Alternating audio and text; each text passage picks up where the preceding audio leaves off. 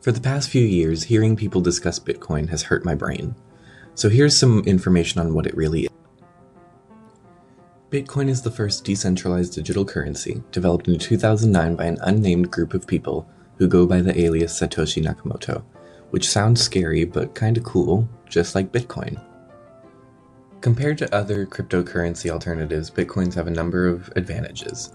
Bitcoin is transferred directly from person to person without going through a bank or clearinghouse, which means that the fees are lower, you can use them in any country, your account can't be frozen, and there are no prerequisites or arbitrary limits. Let's look at how it works. Several currency exchanges exist where you can exchange Bitcoins for dollars, euros, and more. Your Bitcoins are kept in your digital wallet on your computer or mobile device. Sending Bitcoin is as simple as sending an email, and you can purchase anything with Bitcoin in theory if the seller accepts it as a currency. The Bitcoin network is secured by individuals called miners. Miners use computers to complete a complicated math problem. If you're the first to solve the problem, you get Bitcoin, and then everybody starts working on the next math problem. The more powerful your computer is, the faster it can solve these problems, and the better your chances are of getting the answer posted before somebody. These problems require powerful processors, so miners will use multiple processors and computers to solve them. Miners are awarded newly generated Bitcoin for verifying transactions, and after transactions are verified, they are recorded in a transparent public ledger.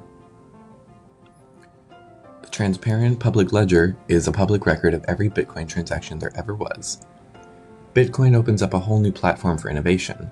The software is completely open source, meaning anyone can review the code. Bitcoin is changing finance the same way that the internet changed publishing. When everyone has access to a global market, great ideas flourish.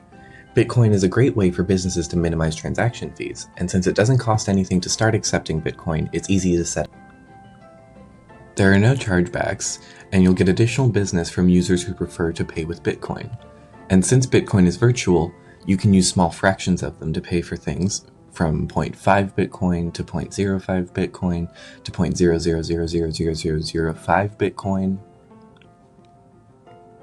Bitcoin has garnered a lot of attention in the past year and a half, which has led to more people seeking out Bitcoin, which has then caused the price to skyrocket. It's gone up and down and all around. At the end of 2016, one Bitcoin, or BTC, on the stock market was worth less than $1,000. A year later, in December of 2017, and Bitcoin had reached a peak of almost $20,000 for one Bitcoin. This media attention has opened up the eyes of many people to the disadvantages of Bitcoin, which is that fraudulent transactions can occur and you can lose a lot of money from having lost your Bitcoin. The volatile prices will make people nervous to invest, and that black market activity may damage the reputation of Bitcoin, as well as the fact that mining requires a lot of electricity and isn't environmentally sound. In summary, Bitcoin is a pretty simple idea to start with, and so long as you have a grasp on how the technology works, it makes a lot of sense. Hopefully it will become more popular and usable in everyday life.